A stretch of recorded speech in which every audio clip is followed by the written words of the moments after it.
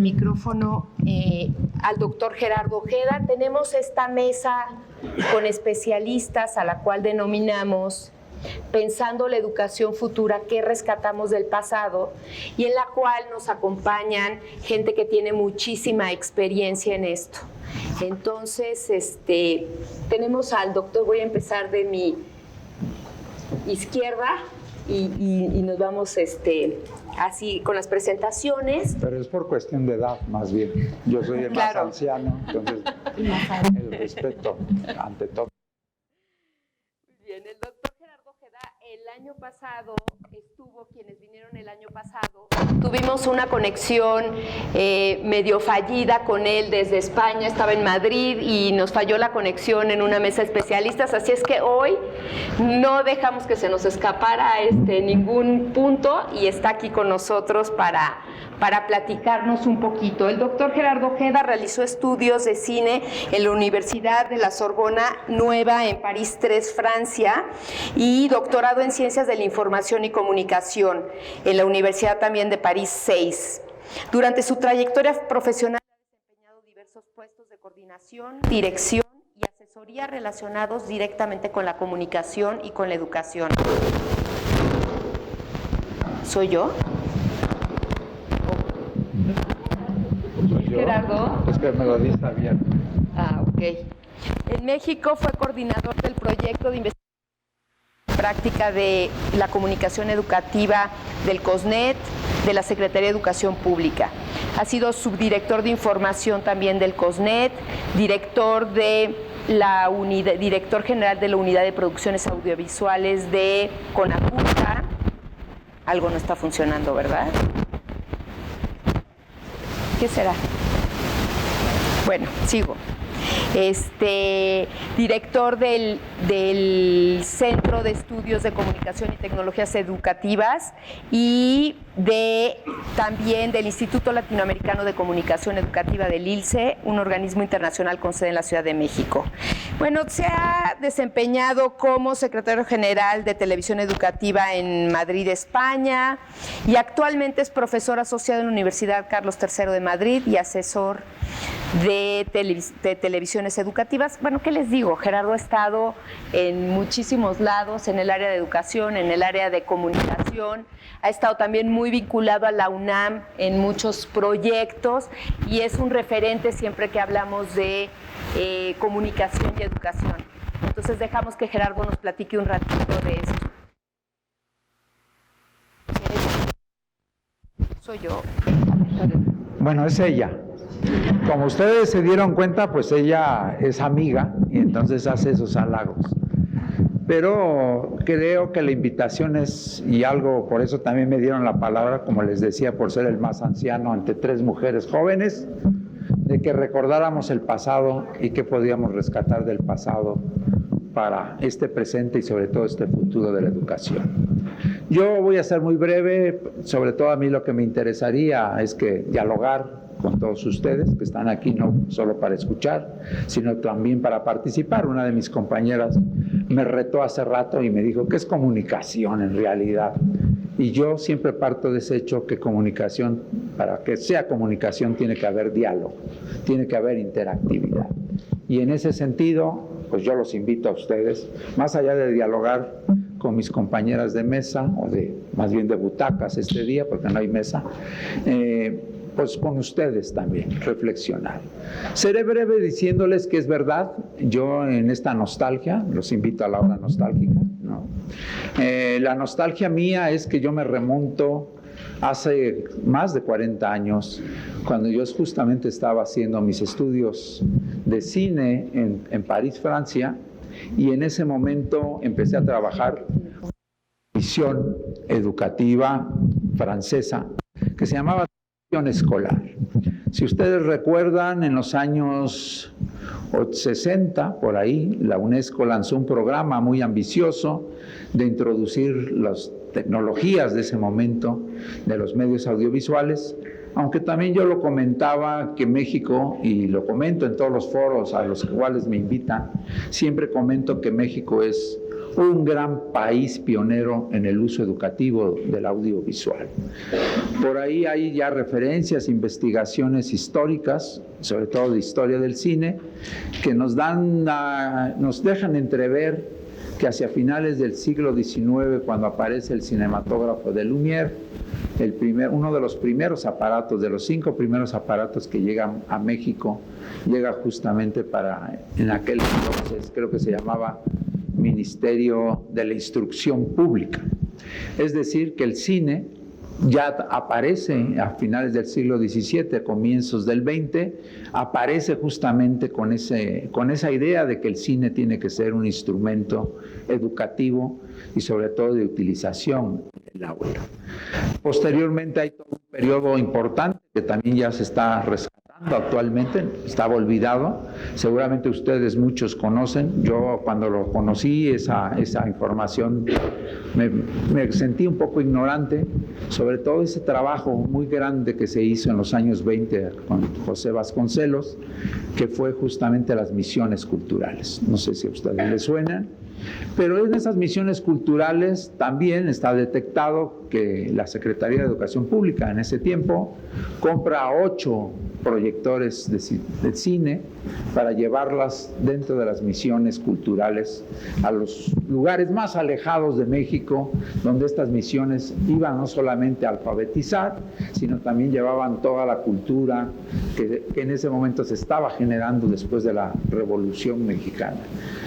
Posteriormente, y esta investigación es reciente, es una investigación donde, por ejemplo, en España se está reivindicando justamente antes de la Guerra Civil la aparición de un movimiento muy similar que se llamaron las misiones pedagógicas, y donde los grandes artistas y los grandes creativos, los creadores, simpatizantes de la República Española, los grandes intelectuales de su momento, participaron en esas misiones pedagógicas con el mismo sentido que se tuvo en México, y que de alguna manera es aquí donde se está reivindicando, porque siempre los españoles creyeron que las misiones pedagógicas que se interrumpieron con la Guerra Civil y la llegada de la dictadura de Franco, siempre pensaron que ellos habían exportado las misiones pedagógicas en el exilio español, habían exportado hacia Argentina, Uruguay y México, cuando en realidad es México quien les dio el modelo con las misiones culturales.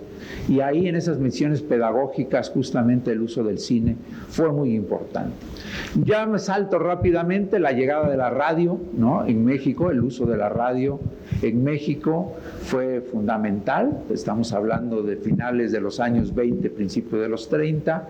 Creo que México es uno de los pioneros en el uso de la radio educativa, y sin lugar a dudas su gran modelo, que además es un modelo en el cual todos los mexicanos deberíamos de sentirnos muy orgullosos, pues fue la llegada de la televisión educativa, ¿no? Este modelo, para bien o para mal, ustedes seguramente saben y conocen, que es el modelo hoy día, ya con 52 años de existencia, que es el modelo de la telesecundaria. La telesecundaria, para bien o para mal, es un modelo único en el mundo, hay que señalarlo, y nosotros somos los únicos. Había anteriormente 2 países que le habían dado la continuidad al uso de la televisión en México. Uno era, de la televisión educativa en el mundo, porque todos los demás países en los años 90, 80, 90 fueron abandonando el modelo de la televisión educativa, apostando por el video educativo, por ejemplo, apostando posteriormente, evidente, por la videoconferencia, apostando por la informática educativa, y hoy día estamos apostando por este Internet. Pero la televisión educativa siempre en México ha estado presente. El otro país, a partir de su independencia de Francia, que era Costa de Marfil, empezó a utilizar también la televisión. Pero regreso a mi antecedente. Yo, cuando llego a Francia, empiezo a trabajar justamente mis prácticas de estudiante de cine en la televisión escolar, que en ese tiempo, y ustedes deben de recordar, la televisión era en directo, no existía el video cuando se inicia la televisión. Por lo tanto, las emisiones televisivas, las teleclases, las televisiones escolares, se hacían en directo, y la que se grababa en cine. Por eso es que fue muy importante que la televisión escolar nunca descuidó. Hago este salto cualitativo para decirles que es verdad, ahí hay todo un recuerdo para todos los que ustedes vivieron, ¿no? Los que hayan vivido esta aventura del uso de la televisión en México y que hayan sido parte, pues qué bueno, ojalá nos las puedan comentar ustedes también sus recuerdos. En estos 50 años, cuando se hicieron hace 2 años, que tuve la suerte de pasar por México, me encontré que la gran pregunta era, ¿dónde están esos millones de estudiantes de la telesecundaria, ¿no? Hoy día sabemos que hay casos célebres de gente que estudió la telesecundaria, incluso en las evaluaciones de la calidad educativa, casi siempre los estudiantes de telesecundaria salen en los primeros niveles, ¿no?, de calidad. De ahí que muchas veces dicen, pues si la telesecundaria es la mejor, ¿cómo estará la secundaria otra? Cuando en realidad no es así, ¿no? Cuando en realidad no es así, porque ustedes saben, y con eso tampoco me voy a enrollar más, trabajar en sistemas abiertos y a distancia, donde hay mucho trabajo de estudio independiente, de autoaprendizaje, es fundamental para el aprendizaje. Concluyo diciéndoles que mi nostalgia, ¿qué recuperaría del pasado de la educación? Yo siempre lo he dicho y lo seguiré diciendo, el saber hacer de los profesores. El saber hacer de los profesores es lo más importante. Podemos tener todas las tecnologías educativas, tanto de vanguardia o tradicionales, pero que el profesor sepa utilizar esas tecnologías, que las sepa día a día en el aula, como lo hacen los profesores, porque eso hay que reivindicar y yo creo que no lo hemos reivindicado lo suficiente. Los profesores hacen malabares siempre para utilizar las tecnologías y sobre todo para aplicarlas. Y ya en mi nostalgia infantil, que echo de menos de esas tecnologías del pasado, que yo volvería a traer en la era de Internet, en la era de lo digital, yo creo que tengo 3 grandes tecnologías que seguramente ustedes ni las vivieron. Una fue la filmina, ¿no? El que levante la manita, sabemos qué edad tiene, ¿eh? Ya no queremos comentar. Me voy un poco más al pasado, el fanelograma. ¿Alguien lo usó? Allá hay una, él es la vanguardia del curso, ¿no? ¿Alguien lo conoció qué es? ¿El fanelógrafo? ¿Qué es? Coméntalo, compañera. Sí, pues tú dices que tú lo viste y lo viviste. Esta especie de tela o de bastidor en el que se ponían imágenes que se pegaban con una especie de velcro. Pues ven, mi compañera debe tener 50 años donde la conoció, porque esa tecnología ya pasó hace mucho tiempo. Es historiadora. No, es historiadora de la tecnología educativa, es verdad, ¿no? Y lo que más me sorprende, que es algo que perdimos y las escuelas lo tuvimos mucho tiempo, fue el teatro y el guiñol educativo, ¿no? Entonces, esa es una reivindicación que ahora que estamos en la era de Internet, ahora que buscamos contenidos y recursos didácticos y pedagógicos, nos damos cuenta que todas las actividades docentes caben muy bien en el mundo digital si los profesores con el saber hacer los incorporan. Estamos hablando de algo fundamental y ahora el compañero que nos hizo el ejercicio de relajación, o no sé cómo llamarlo, a lo mejor lo ofendo, de meditación, habla de algo importante y yo creo que es el objeto central que tenemos nunca que perder, que es el valor de las imágenes sonoras, de las imágenes fijas, sean fotografías, sean gráficas, incluso el escribir en un pizarrón, es lo que ven imágenes nuestros compañeros, nuestros estudiantes, y el gran valor que siempre ha tenido y que seguirá teniendo sin duda de las imágenes del gobierno. Muchas gracias.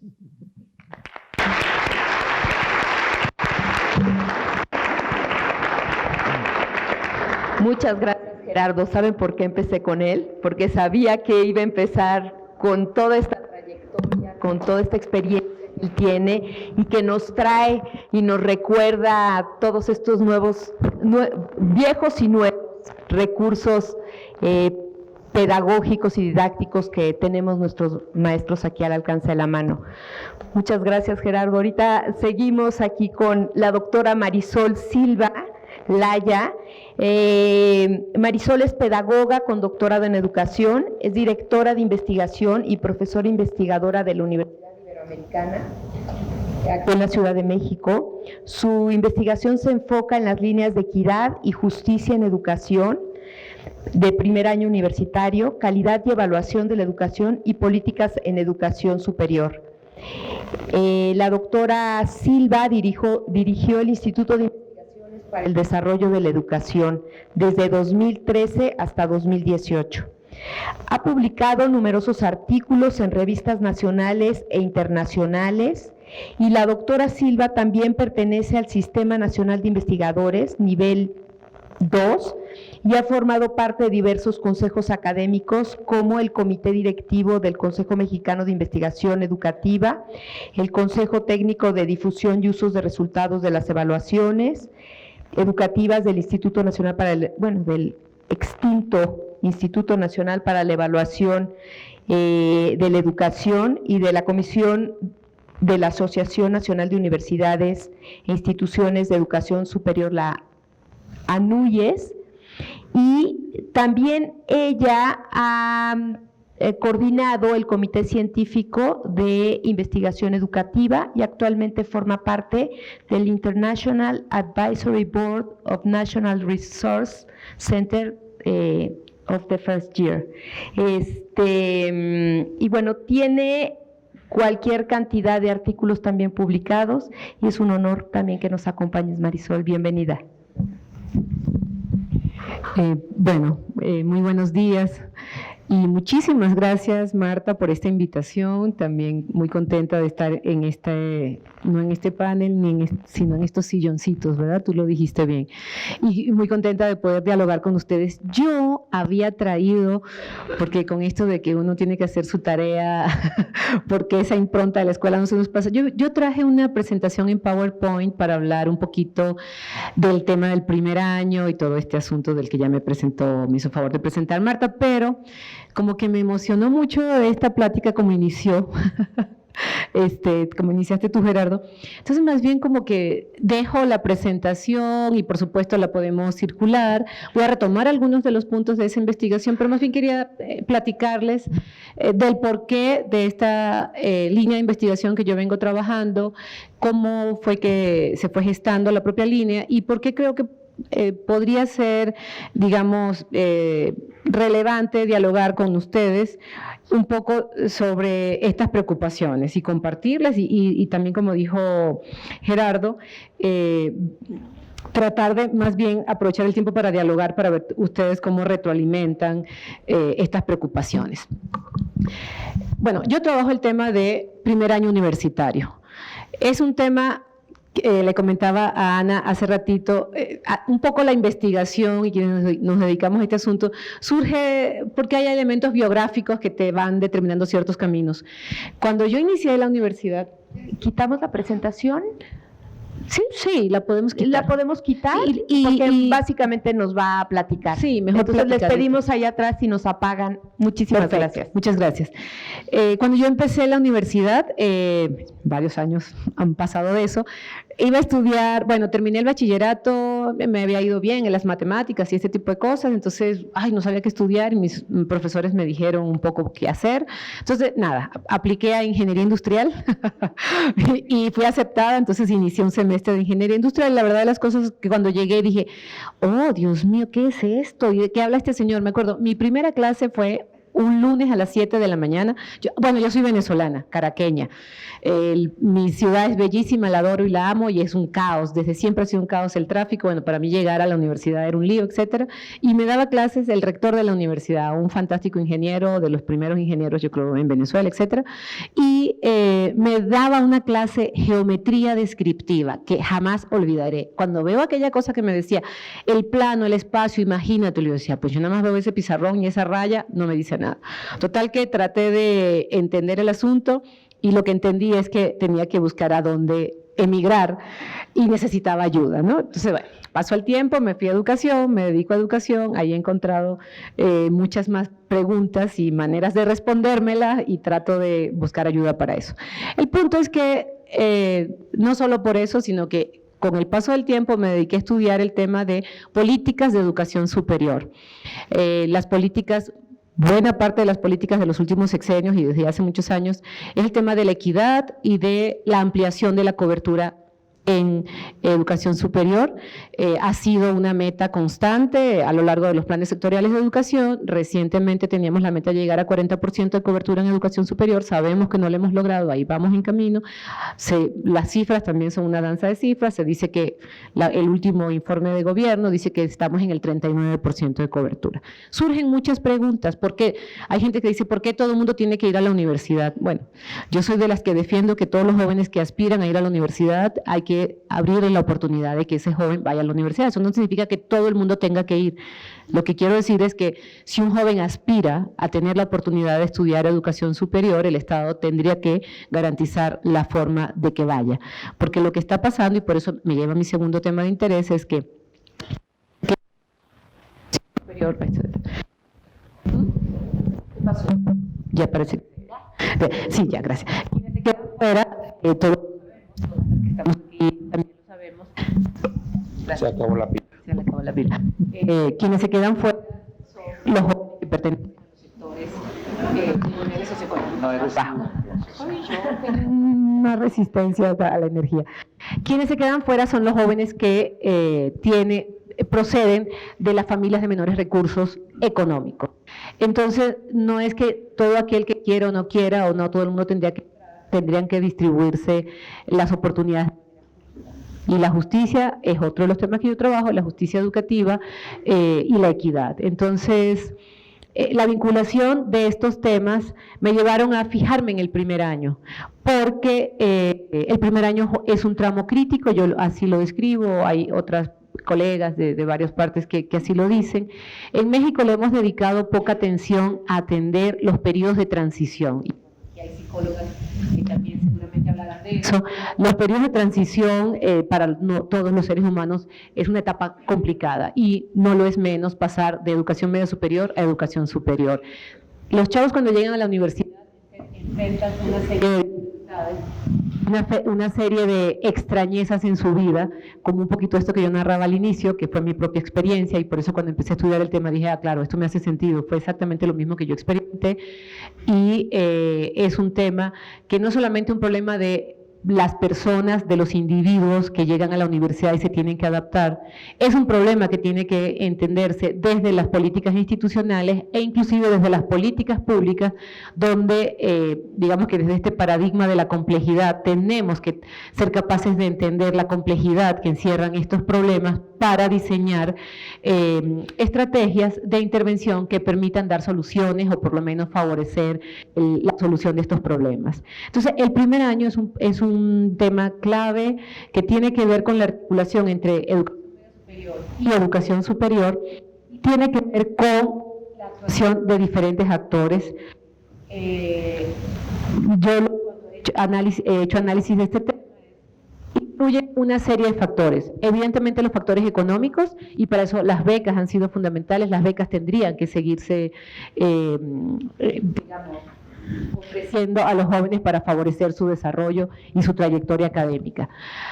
Finalmente, lo que yo he estado investigando con mayor profundidad en los últimos años es que cuando se trata del tema de equidad, cuando se trata del tema de ampliación de la cobertura y de facilitar el tránsito a la universidad, se piensa mucho en recursos económicos, en insumos y en lo que el gobierno tendría que hacer. Y creo que una dimensión que ha sido muy poco estudiada, y es en lo que yo me estoy concentrando en los últimos años, es en la dimensión pedagógica de la equidad. Me pareció importante reconducir un poco lo que yo pensaba platicar. Buena idea, buena idea. ¿Sí? Ya. En el tema de la dimensión pedagógica, ¿viste? En la dimensión pedagógica de la equidad. Lo voy a poner aquí. En la dimensión pedagógica de la equidad, porque lo que yo es que no es suficiente, es necesario, pero no es suficiente solamente tener una beca para llegar a la universidad y hacer una buena carrera.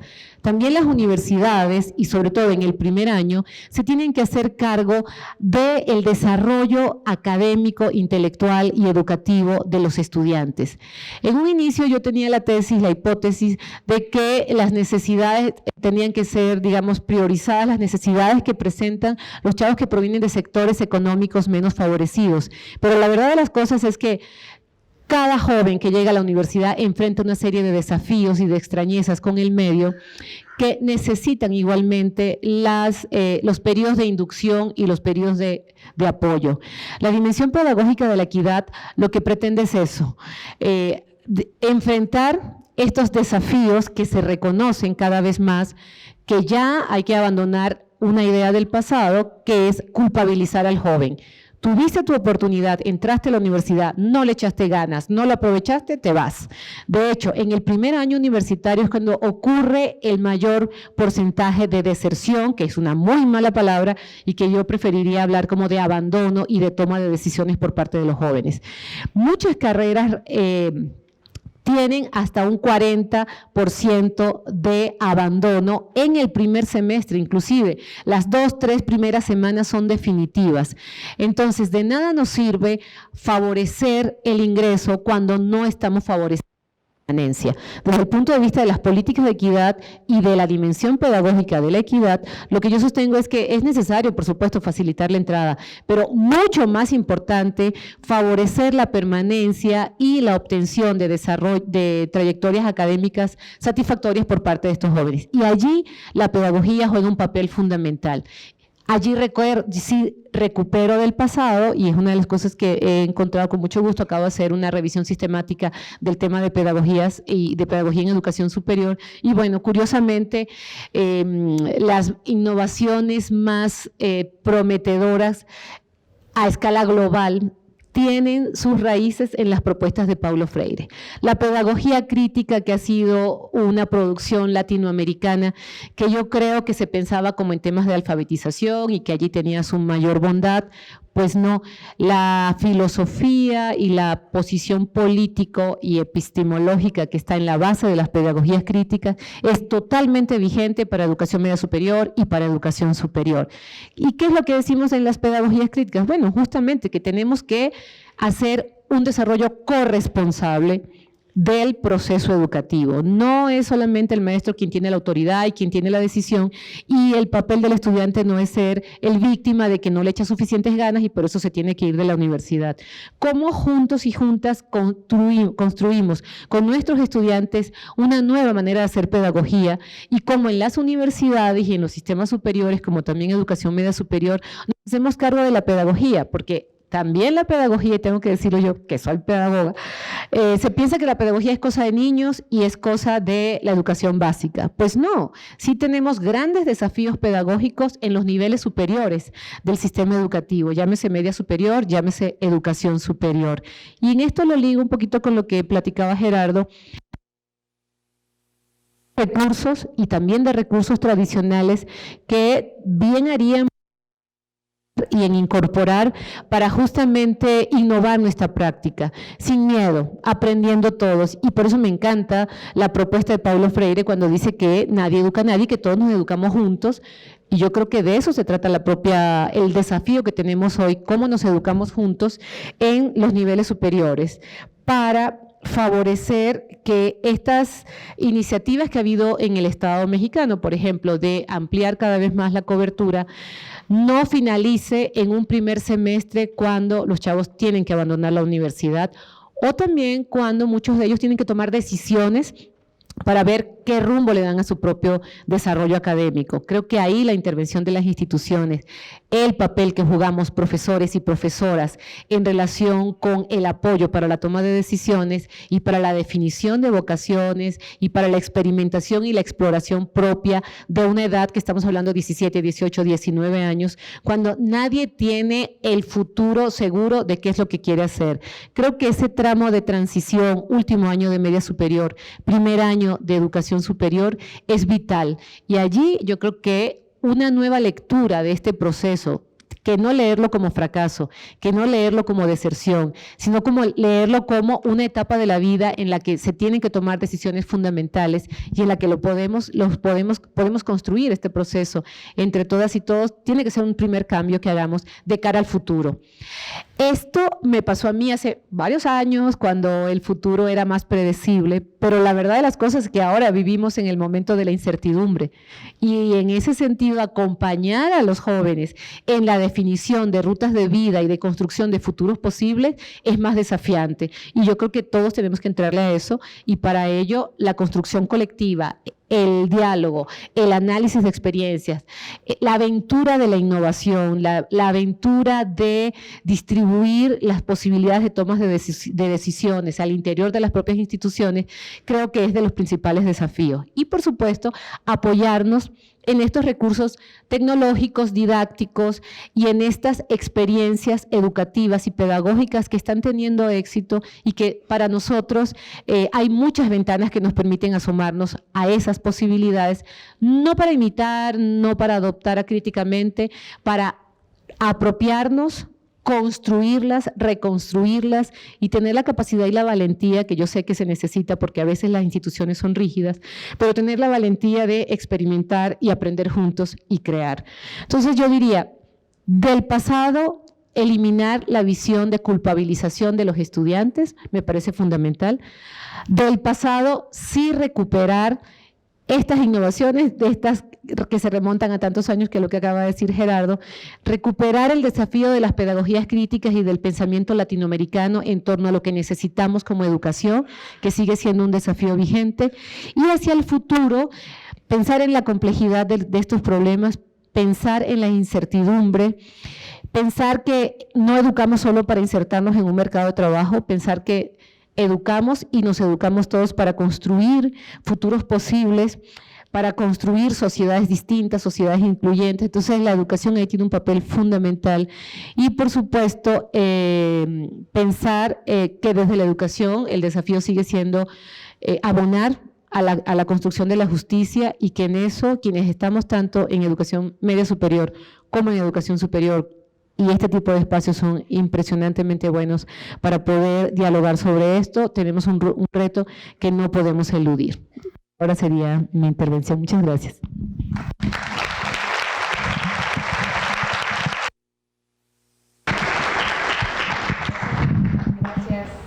Gracias Marisol. ¿Se oye? No, bueno. ¿Te lo cambio? Bueno, este sí. Ok, muchas gracias Marisol, nos ha dado varias ideas sobre cómo acompañar en tiempos de incertidumbre y en la aventura de la innovación, teniendo como referente del pasado y para el futuro la pedagogía crítica, y retomar a Paulo Freire. Me encantó la posición que tuviste. Tenemos a Raiza Somorrostro. Raiza, además de ser una colega, amiga de hace varios años, es licenciada en Psicología, con posgrado de especialización en Psicología Educativa y Psicología Terapéutica, y candidata maestra en Investigación y Desarrollo Educativo por la Universidad Iberoamericana. Tiene estudios de maestría en Psicología Infantil en la Universidad de Granada, España, y actualmente es estudiante de la maestría en Innovación Educativa. Raiza también tiene experiencia terapéutica infantil y juvenil por 18 años y se ha dedicado a la docencia en todos los niveles educativos y además a la capacitación de adultos. Raiza es experta en uso educativo de la tecnología, en diseño instruccional, desarrollo de material didáctico, bibliotecas escolares, orientación vocacional e inclusión de alumnos con necesidades educativas especiales. Está interesada en los derechos humanos, en la participación ciudadana, la igualdad de género, la divulgación de la cultura y la ciencia, la jardinería, la foto y la literatura infantil. Muy versátil los intereses de Raiza, y también es socia fundadora y directora general del Instituto Mexicano de Orientación y Evaluación Educativa. Es socia fundadora de E-Evolution, organismo dedicado, E-Evolución, yo qué bárbara. Organismo dedicado a la divulgación de la evolución y al diseño de materiales culturales y educativos en México y en el mundo, y desde julio es directora de Inspiring Girls México. Bienvenida, Raiza. Gracias, Marta. Pues yo les traigo un pequeño texto que escribí para leerles, y antes de leerlo me gustaría dar como pues lo primero que yo quiero recuperar del pasado, porque me encuentro aquí con una de mis maestras de la preparatoria, con Olga, y creo que es una de las cosas que yo tengo que recuperar y agradecer, el privilegio que tuve de estar en escuelas vanguardistas y con profesores muy comprometidos. Entonces creo que eso es lo que primero yo debo reconocer, revalorar y agradecer también. Mi texto está más relacionado con la práctica cotidiana, con lo que hacemos en el aula, que normalmente cuando participo en eventos como este, es una de las preguntas que más surge de voz de los profesores y de las profesoras. Pues sí, está muy bonita la teoría, pero pues luego, ¿cómo le hacemos en el salón? ¿Cómo le hago con todos los chamacos o chamacas que tengo? Sin importar si son de preescolar, de primaria, de cualquier nivel educativo, yo creo que hay algunos principios que podemos recuperar del pasado para aplicar en el presente y, por supuesto, para continuar en el futuro. Entonces, me remonto a las teorías del aprendizaje que nos han dado luz a lo largo del tiempo sobre de qué manera tendremos más éxito para transmitir conocimientos, para cambiar conductas o actitudes, o para mostrar una determinada visión del mundo. Así, como humanidad, como pedagogos, como profesores, hemos dado bandazos de una corriente a otra, o nos hemos enamorado de algún autor, focalizando todos nuestros esfuerzos en sus enseñanzas. A mí me pasó en alguna época, después de estudiar psicología, que pues estaba enamorada de toda lo que se llamaba la nueva escuela. Y poco a poco fui encontrando otros autores y dejando esos en el olvido. Bueno, no tan en el olvido, porque creo que los integramos, pero sí creo que a veces nos casamos con algunas corrientes. En este sentido, nos vamos haciendo de nuestro propio estilo, qué enseñamos y cómo lo enseñamos. Seguramente tendremos un consenso sobre que hay aspectos de la vieja educación que podemos retomar porque han demostrado ser muy eficientes.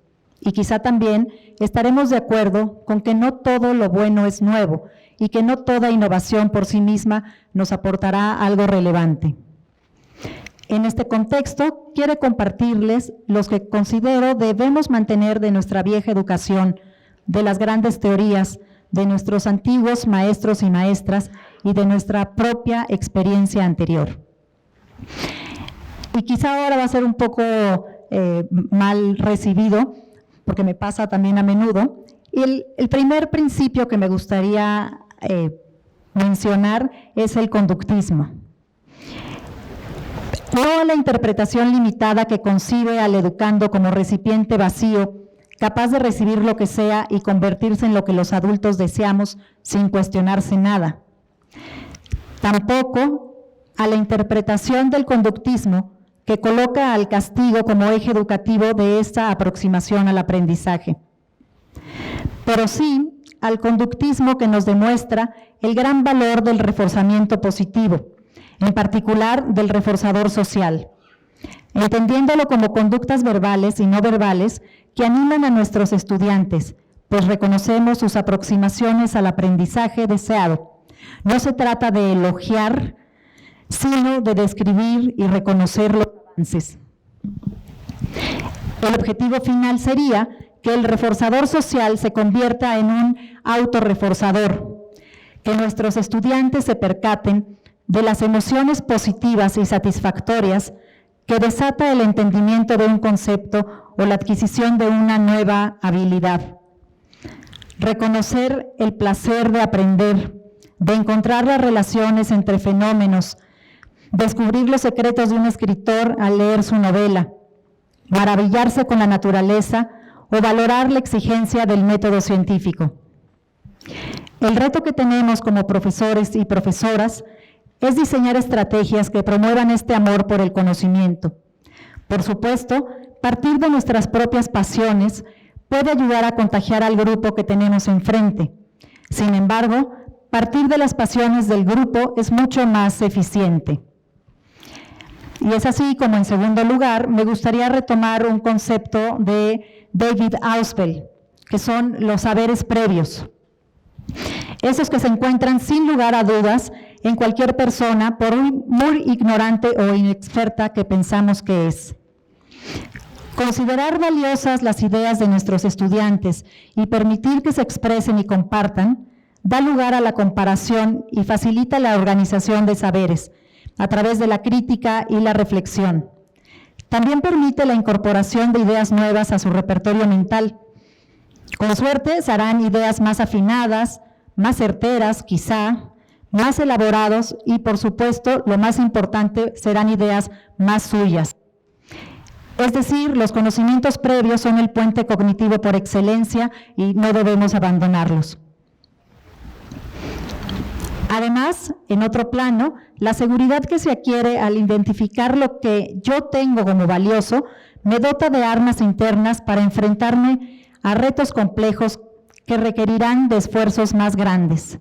Es decir, fortalecer la autoestima de nuestros estudiantes por este medio es también una herramienta que debemos aprovechar.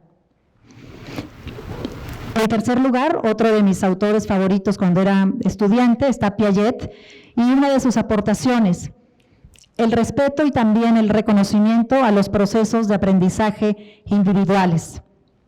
Y quizá es por mi formación con niños que tienen necesidades educativas especiales o como ahora decimos que existen barreras de aprendizaje en su entorno, que creo que es uno de los temas fundamentales, no nada más con niños que requieren de apoyos extras, sino cualquier niño o niña o joven que tengamos al frente. Respetar que tiene una historia dentro de sus saberes previos y que tiene un proceso particular para desenvolverse. Bueno, finalmente quiero mencionar una antiquísima función de la educación, su aplicación directa en nuestro quehacer cotidiano y pues también, aunque no lo considero sustantivo, ayudarnos a insertarnos en el ambiente laboral. Si la forma en que enseñamos contempla el para qué, creo que habremos contemplado el círculo. Estas son solo algunos de los factores que pueden colaborar a formar lo que yo creo que sería una de las funciones últimas, y es formar una ciudadanía informada, responsable, libre, comprometida con el medio ambiente, con la actualidad y con el futuro de las generaciones venideras.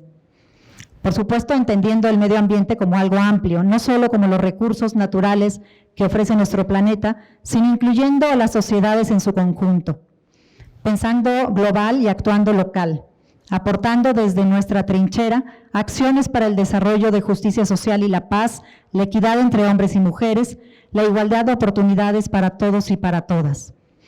En fin, formar individuos más integrales y más críticos, aprovechando nuestro pasado para no cometer los mismos errores y vislumbrar un futuro luminoso para las criaturas que habitamos la Tierra. Gracias.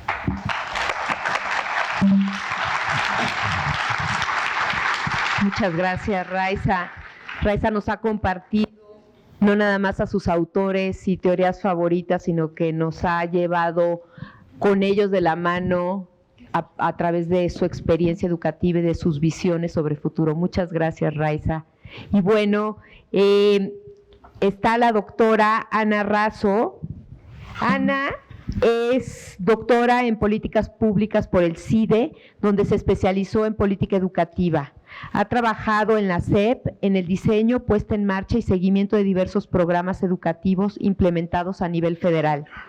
También ha desarrollado proyectos de evaluación de políticas y programas públicos en educación, así como en la promoción de espacios para el debate informado en temas educativos. El trabajo de investigación de la doctora Ana Razo se enfoca en los procesos de organización escolar, observación de la práctica docente en educación básica y media superior, así como en la evaluación de programas y políticas educativas. Actualmente, Ana es profesora en el programa interdisciplinario sobre política y práctica educativa del CIDE. Bienvenida, Ana. Gracias. Muchas gracias. Gracias, Marta, por la invitación. Gracias a ti y a tu equipo.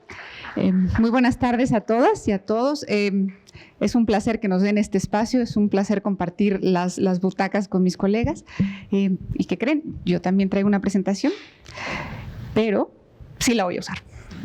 porque tengo datos ahí que me gustaría que vieran. En este caso, tal vez no vamos a hacer un análisis estadístico, pero visualmente me parece interesante. Entonces, con permiso de ustedes, si me voy a proyectar, ¿me ayudarían en el fondo, por favor? Ya se reflejó mi edad. ¿No se ve muy bien? ¿O nos quitamos? ¿Sí? Bueno, de hecho creo que es un episodio que todos y todos vamos a recordar un poco. Retomando el tema de esta sesión, cuando Marta conversaba con nosotros y nos invitaba a que estuviéramos aquí compartiendo con todos ustedes, nos decía hay que reinventarnos. Y esta reinvención no puede ocurrir sin la reflexión colectiva, sin ustedes diciéndonos lo que piensan, lo que experimentan y sin nosotros también siendo parte de ese diálogo. Pero en esta reinvención global necesitamos fijar un rumbo. ¿Qué es lo que queremos? ¿A dónde nos gustaría llegar? Si no tenemos claro esto, como decía el gato rizón, mi padre siempre me corrige que es el gato de Cheshire, pero para mí es el gato rizón. Básicamente necesitamos fijar un rumbo, si no, da exactamente igual que hagamos. Y aquí recuperar lo que ha salido bien antes, lo que solemos hacer muy bien, lo que nos gusta, lo que ha funcionado, creo que es una gran lección sobre la que tenemos que reflexionar en conjunto. Y eso es lo que me gustaría tomar este espacio para hablar. ¿Podemos avanzar, por favor? Yo quiero interesarles, ese es el punto. No estoy segura si lo logro y no estoy segura en qué lo voy a lograr. Pero quiero interesarles sobre todo en la reflexión. Creo que con mis compañeras y mi compañero que me precedieron los han logrado interesar en bastantes cosas y yo quiero sumarme a eso y dejarlos con el recuerdo o con la idea de una reflexión colectiva. Y pensé, ¿de qué podría hablarles? ¿De qué podría ayudar a que se interesen? Y creo que la manera más fácil es mostrarles algunos de los elementos que me han interesado a mí y ojalá pueda contagiarles esta idea. Trabajo temas de política educativa, hemos evaluado algunos programas y políticas en educación media superior y en esos programas y en esas políticas he encontrado cosas que me parece que han funcionado muy bien, tremendamente bien y quisiera compartírselos.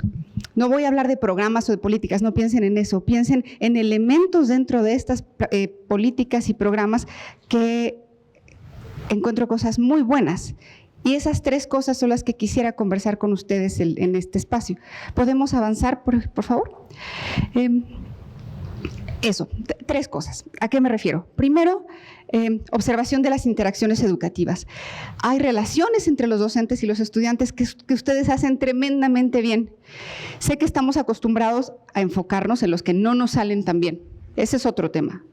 Pero hay cosas que vale la pena que ustedes sepan que les salen muy bien, que el sistema educativo reconoce que les salen muy bien y tratar de impulsar a las nuevas generaciones docentes en que eso, si los observan, puede ser un aprendizaje tremendamente rico. Ese es el primer tema que quiero tocar con ustedes. El segundo es la participación de las figuras directivas.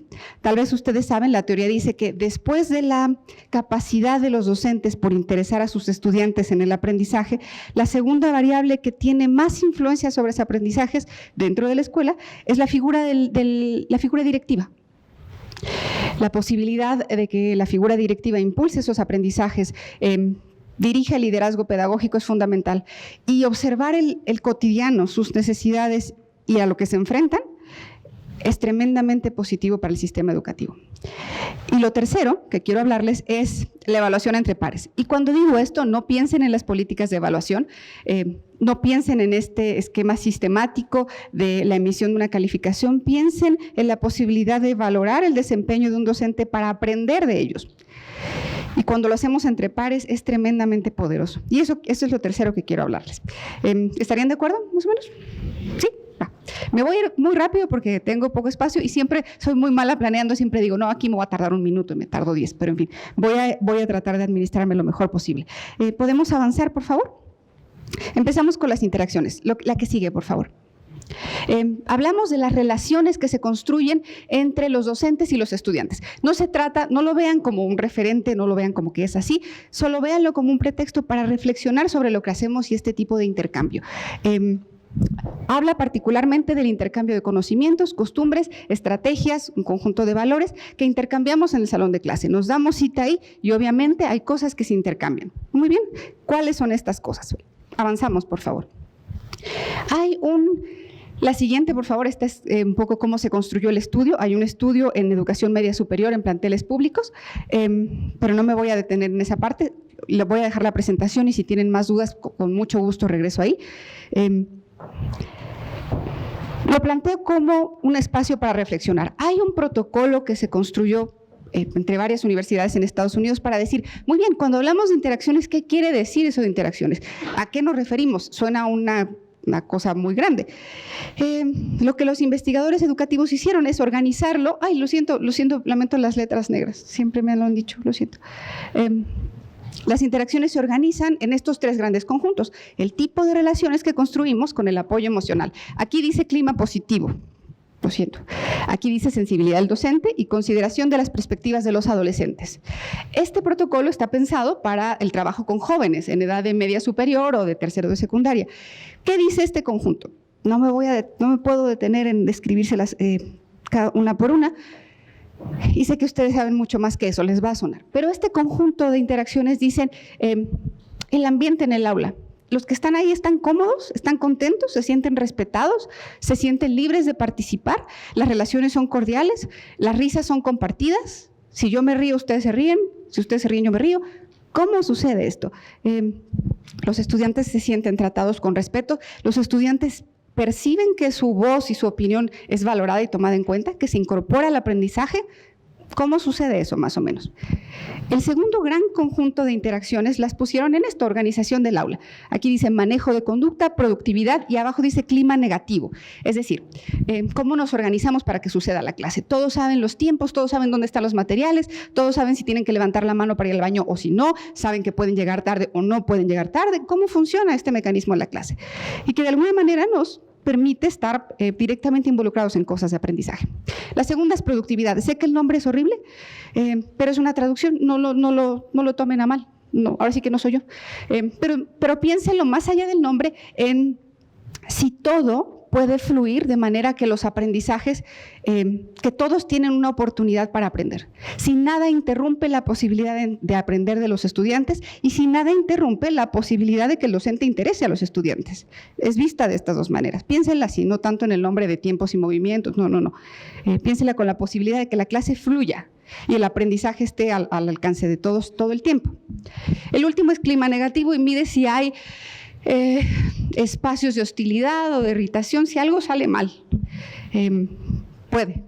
Eso es lo que mide esta parte. Este conjunto de interacciones es lo que mide organización del aula. Y por último, que es mi favorito y seguramente los especialistas podrán estar de acuerdo conmigo, apoyo pedagógico. La primera es formatos de enseñanza para el aprendizaje, comprensión de contenidos, análisis y cuestionamiento, calidad y retroalimentación. Y abajo, que es una que me encanta, es diálogo pedagógico. Estas interacciones son todas las estrategias que los docentes hacen para interesar a los estudiantes en aprender. La primera son los ganchos. Uso un PowerPoint, una buena historia, una buena lectura, una anécdota. ¿Qué hago para que quieran estar conmigo en el aprendizaje? La segunda, comprensión de los contenidos y mide la posibilidad de que el docente o la maestra domine los contenidos y con eso logra interesar a los estudiantes. La tercera, análisis y cuestionamiento, la posibilidad de que yo desafía a los estudiantes a través de preguntas interesantes. Hipótesis, qué piensan, cómo lo harían, la posibilidad de hacer preguntas. Calidad de la retroalimentación, seguro lo saben mejor que yo. La posibilidad de expandir el conocimiento a partir de la detección de una equivocación y utilizarla en función del aprendizaje. Y la última, el diálogo pedagógico, que creo que es mi favorita, no es otra cosa que la mayéutica socrática. Cómo expandimos el conocimiento a partir de la reflexión propia de los estudiantes y preguntas que construyan hasta que nos lleven a un lugar donde el estudiante no quiera parar de preguntar. Ese es el tema. Este conjunto de cosas, insisto, no lo vean como algo rajatabla, solo véanlo como un pretexto para reflexionar sobre nuestra práctica. Lo que nosotros hicimos desde el CIDE es medir cómo estaba esto. Este es un protocolo de observación. Uno toma un curso, se especializa, insisto, no es algo escrito sobre piedra, es algo que se hace. Y lo que hicimos es medir estas interacciones en planteles de media superior. ¿Sí? ¿Qué encontramos? ¿Podemos avanzar, por favor? Olvidé decirles esto. Esta es la escala de cómo se miden cada una de estas interacciones. Para cada una de estas 13 cosas, el observador está, digamos, entrenado para poder asignar una valoración numérica que va desde el 1 hasta el 7, siendo 1 aquello que no quisiéramos ver y 7 cuando ocurre todo maravillosamente. No piensen que si se mide esto la intención es que uno obtenga 7 en cada dimensión. Por supuesto que no. Eso me pasó al principio y volví loco a mis estudiantes. Fue horrible. La intención es poder reflexionar sobre nuestra práctica y qué quisiéramos hacer. Adelante, por favor. Entonces, cada una de estas interacciones va a tener valores del 1 al 7. ¿Qué pasa? Esta es una gráfica radial y lo que ven alrededor son las 3 interacciones que les acabo de mostrar. El círculo del exterior es el nivel 7 y el de más al centro, nivel 1. Nosotros trabajamos con 250 clases observadas y esta es la medición que obtuvimos. Ustedes se preguntan, bueno, las líneas es que vimos clases de matemáticas y clases de lenguaje y comunicación, solamente estas 2 partes. Si la contrastan, siguen el mismo comportamiento. Nuestra hipótesis de que podía haber diferencia, pues por ahora no funcionó. Pero les voy a decir en qué nos va muy bien. Clima negativo. Déjenme decirles, no se asusten, nos va muy bien. No hay hostilidad de los salones observados. Sé que me van a decir que estaban siendo observados, etcétera, y pueden tener un punto, pero mientras tómenlo como algo bueno. Las clases se desarrollan en una interacción amable. Podemos trabajar en ciertas cosas, cierto, pero no observamos ningún clima hostil y cuando sucedía, los docentes podían resolverlo de una manera que resultaba muy amable para ambas partes. En eso nos va muy bien. Fue una muestra representativa a niveles de subsistema, ciertamente. En esta valoración sí. Tomamos 13 subsistemas de la educación media superior. Perdón, 7 subsistemas en 13 estados de la República, en 13 entidades.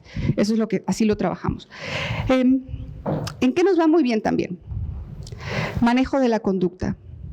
Los docentes son muy buenos en saber redireccionar ciertas cosas. Eso no quiere decir que todo nos salga perfecto, pero lo que quiero decir en conjunto es observemos las cosas que salen bien. ¿Podemos cambiar la lámina, por favor? Esta es otra forma de representar los datos, que puede ser un poco más didáctica para los fines que quiero. Son los mismos niveles de interacciones, pero ordenados en el puntaje. Aquí hay 6.79 en clima negativo, 6.21 en manejo de la conducta, 6.67 en participación de los estudiantes. Aquí nos va muy bien. Si quieren, en otra sesión nos sentamos allá, pero eso lo trabajamos después. Es un tema de reflexión tremendamente importante, tremendamente para lo que nos queda en reflexiones hacia el futuro. Pero por ahora, que sepan que hay cosas que hacen muy bien. Quiero hacer un énfasis en participación de los estudiantes. Algo que observamos es los estudiantes están ahí. Y eso es la nota que quiero hacerles. Ellos están, pero no están. El nivel de conexión que logramos con ellos sigue siendo muy bajo. El nivel de involucramiento es muy bajo. Participan cuando se los pedimos, hablan cuando se los pedimos, pero la construcción colectiva nos queda todavía muy corta. Entonces, esto tómenlo como mitad de buena noticia. Pero decirles, hay cosas que hacemos muy bien y observando a nuestros pares que lo hacen bien en algo, es tremendamente rico para la construcción colectiva y para la reflexión sobre el futuro. Eso es lo que quiero que se queden ahí. Después podemos hablar de otras cosas. Me tengo que ir más rápido. ¿Podemos avanzar, por favor? Bueno, esto derivó en acciones de formación docente, que el alcance fue no tanto como nos hubiera gustado, pero vamos, a partir de estos resultados lo que hicimos es seleccionar segmentos de video donde los docentes eran muy buenos en cada una de estas cosas. Y esos segmentos los trabajábamos con nuestros profes y decir, ¿sabes, profe? ¿Estás interesado en trabajar retroalimentación? Mira estos segmentos, mira cómo lo hace y fíjate en estos elementos de la retroalimentación. Y eso, observar a los otros, es observar nuestra propia práctica, es reflexionar colectivamente. Y para hacerlo no me necesitan a mí, no necesitan al CIDE, necesitan su propio colectivo, conversar y fijar ciertos parámetros para la observación, por supuesto, debe ser una actividad guiada con muchísimo respeto a los colegas. Pero aprender de los otros es buenísimo y muy poderoso. Avanzamos, por favor. Creo que no voy a poder llegar al tercer punto, pero creo que lo daría por visto en esta parte, pero me quiero detener aquí. Las figuras directivas. Saber lo que hacen es muy desafiante. Mi opinión es que muchas de las iniciativas federales se han hecho sobre como la mayoría de las políticas, desde la federación, desde el escritorio, sin ir a ver al problema al que se enfrentan los directores y lo cotidiano y con lo que tienen que lidiar. Lo que nosotros hicimos igual desde el CIDE fue tratar de hacer una encuesta en línea, bueno, lo hicimos, una encuesta en línea para directores y les hacíamos 6 preguntas. Por favor, figura directiva, director, directora, díganos qué hace un lunes cotidiano. Nos parecía, bueno, inicio de la semana, vamos a ver qué hace la figura directiva. Por favor, señora directora, señor director, ¿qué hace un miércoles cualquiera? Por favor, también díganos en los últimos 6 meses qué es aquello que le ha dado más orgullo de su labor directiva. Por favor, díganos aquello que le ha dado mayor preocupación, en donde se ha sentido más desafiado. Y por favor, díganos también, considerando eso, en qué le gustaría recibir capacitación. Preguntas abiertas y en nuestra estimación, hicimos doble integral, cálculos, demás. Dijimos, bueno, si nos contestan 300 directores, pues estamos rayadas. Nos contestaron cerca de 4,000 directores con preguntas abiertas y que eso fue otra desafío metodológico, pero estábamos felices de tener un poquito más de información de lo que les podía estar preocupando y en qué se involucraban los directores. ¿Podemos avanzar, por favor? Bueno, 4,051 testimonios de directores con esas preguntas. Avanzamos, por favor. Hicimos un análisis de datos y ¿qué obtuvimos? Lo resumo en estas 3 partes. ¿Qué les preocupa? Mejorar el liderazgo instruccional. Nos dicen que están interesados en convertirse en líderes instruccionales, pero no está muy claro cómo lo pueden lograr, haciendo qué cosas lo van a lograr. Conocer la normatividad, muchas veces se sienten totalmente abrumados de no saber qué sí se puede hacer, qué no se puede hacer, etcétera. Gestión y procuración de recursos, impulso al trabajo colegiado. Insisto, como parte del liderazgo instruccional, quieren hacer cosas con sus profesores, con sus maestras, pero no saben necesariamente cómo. Quieren brindar apoyo socioemocional a estudiantes y a docentes. Y cómo convertirse en líderes escolares. Eso es lo que quieren hacer, les preocupa, no saben cómo. Pero también en el cotidiano hay un montón de cosas. Hay cuestiones de violencia, de inseguridad, de adicciones de los estudiantes que les consumen un montón de tiempo. Y no solamente les consumen, los jalan. ¿Sabe? Si tienen un problema de adicción no pueden planearlo y decir, este estudiante desmayado en el baño lo voy a atender mañana. Lo tienen que hacer en ese momento. Y eso, junto con la normatividad y las posibilidades de lo que tienen que hacer, les representa un desafío enorme. Y la última parte, les preocupa la relación con las autoridades y con la procuración de recursos. Se asumen como gestores, pero no necesariamente se sienten con las habilidades suficientes para lograrlo. Eso les preocupa un montón. ¿Podemos avanzar en la siguiente lámina, por favor? Dios, esto lo siento. Aquí me voy a quedar. Esto es, ¿qué hicimos? Les cuento un poco. Recibimos 4,051 respuestas de directores, esto era muchísimo. Como estrategia metodológica utilizamos el análisis documental y generamos varios códigos, es decir, una palabra que agrupaba un conjunto de cosas. Y cuando preguntamos usted qué hace un lunes típico, la frecuencia de códigos nos arrojaba esto, es atender. Atender padres, atender estudiantes, atender peticiones de la secretaría, atender cosas, básicamente. La segunda era estudiantes, lo que tenía que ver con hablar con estudiantes. Básicamente, estar reunidos con estudiantes. Esta tercera cosa es asegurar operatividad, que si hay luz, que si no hay agua, que si los baños no funcionan, que si la reja se rompió, que si no está la puerta abierta. ¿Cómo se aseguran de que el servicio educativo pueda brindarse para todos de manera oficial? Y así un continuo conjunto de códigos, lo que nos reflejaba son las muchísimas demandas que tiene la dirección escolar, pero también lo que nos reflejó es que las autoridades educativas no saben que esto pasa. No saben a qué dedican el tiempo los directores y no saben necesariamente en dónde necesitan el apoyo para que su función sea mucho más centrada a la instruccional y mucho menos centrada en la operatividad, pero lo tienen que hacer. Si la escuela no está abierta, ellos tienen que hacer lo que sea para asegurar que esté abierta. No me quiero robar más el espacio, me voy a detener aquí, la presentación se queda con ustedes, por favor, Marta, el momento que quieran circular, y bueno, les agradezco mucho el espacio y bienvenidas las preguntas para los compañeros. Gracias. Quédate ahí si quieres. Si quieren, podemos quitar la presentación para que no deslumbrar aquí estas personas.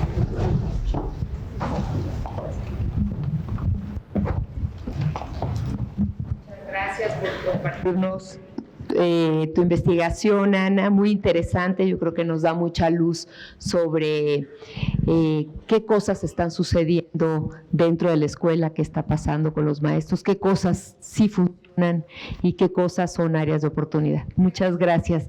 Pues muy bien, empezamos tardecito, déjenme decirles, empezamos tardecito. Vamos un poco con el receso, así es que yo considero que si tenemos alguna pregunta que por escrito nos pueda hacer alguno de ustedes, y mientras preguntaría a cada uno de ustedes, un poco siguiendo la línea de Gerardo, dos cosas que ustedes recomiendan personalmente, profesionalmente, ¿en dónde harían énfasis? ¿Qué les recomendarían a todos los maestros y directivos que estamos ávidos de recuperar la atención de nuestros estudiantes, de recuperar estos nuevos sentidos, de recuperar tantas cosas en la educación? ¿Cuáles serían dos así brevísimas recomendaciones que ustedes harían? ¿Con qué se quedarían pensando en estos escenarios que tenemos los maestros hoy en día con los estudiantes? Bueno, que es media provocadora la pregunta y a mí me sirve.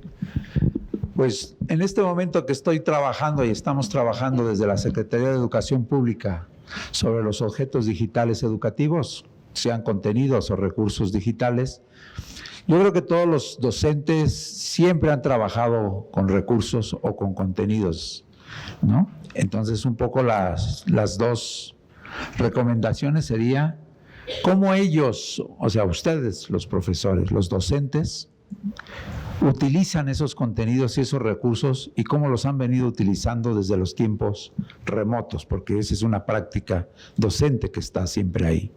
Y sobre todo cuando veíamos la gráfica de las interacciones, ¿no?, que a mí me parece muy pertinente.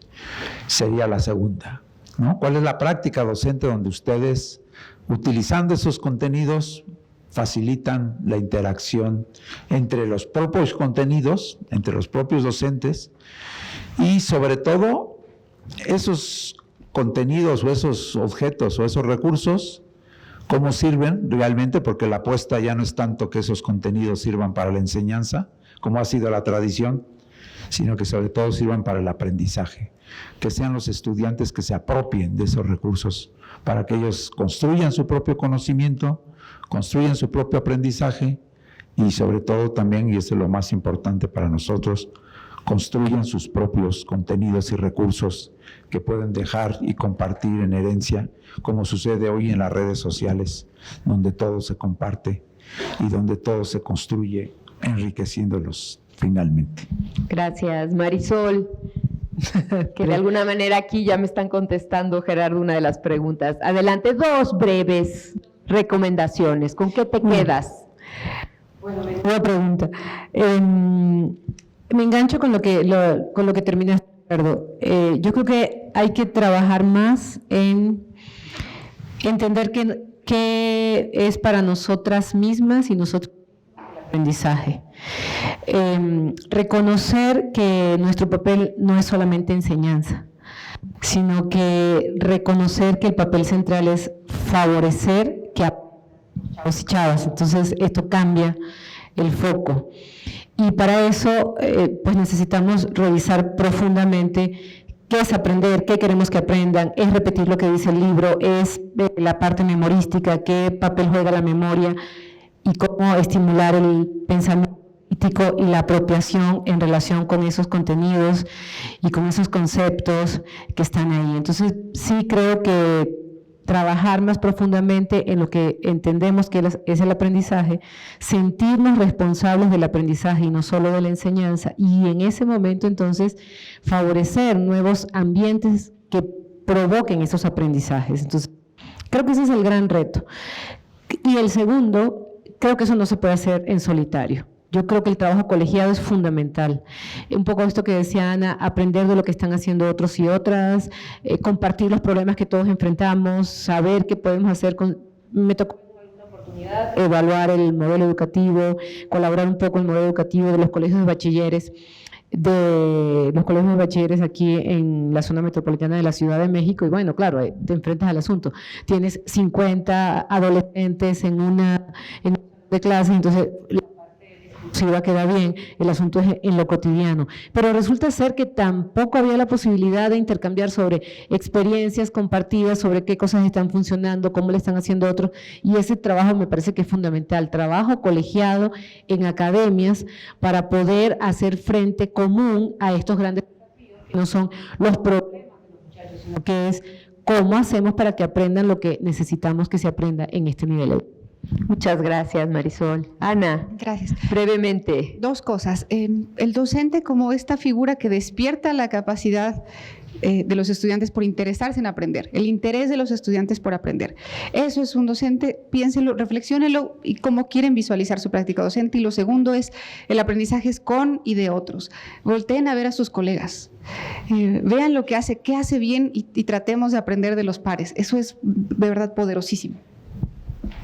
Gracias. Raiza. Pues mis recomendaciones se parecen un poco a las de mis compañeros. Lo primero creo que es compartir el aprendizaje, aprender con otros, escuchar a nuestros estudiantes, reconocer lo que ya saben. Y lo otro es aprovechar lo que nuestros pares han hecho hoy y antes. Por ejemplo, retomar todos los documentos y los materiales didácticos que ha hecho la SEP. Creo que cuando hacemos un análisis detallado de lo que proponen, hay cosas muy, muy interesantes y que podrían darnos mucha luz.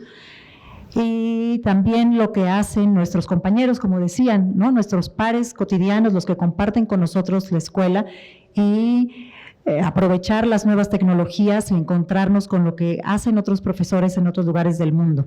La comunicación es mucho más ágil ahora, mucho más rápida, y podemos encontrar estudios, experiencias y bueno, un sinfín de cosas en la red. Muchísimas gracias. Bueno, tengo aquí algunas preguntas, pero son varias ya nos las acaban de contestar aquí nuestros especialistas, y otras yo les pediría, porque van dirigidas ya a cosas muy concretas, sobre cómo se ha vivido originalmente el videocine y cosas específicas para Gerardo, para Marisol, para Ana y para Raiza. Yo les pediría que ya las pudiéramos resolver ahorita aquí en el pasillo, y que diéramos oportunidad en este momento de ir a un pequeño receso, y después tenemos las mesas de diálogo para no agradezco muchísimo, yo creo que ha sido una mesa interesantísima, son 4 perspectivas y 4 posiciones interesantes dentro del ámbito educativo que mucha luz. Agradezco muchísimo, y en nombre de la licenciada Manuela Aguilar de Lozano, les agradecemos su participación en este congreso. Muchas gracias.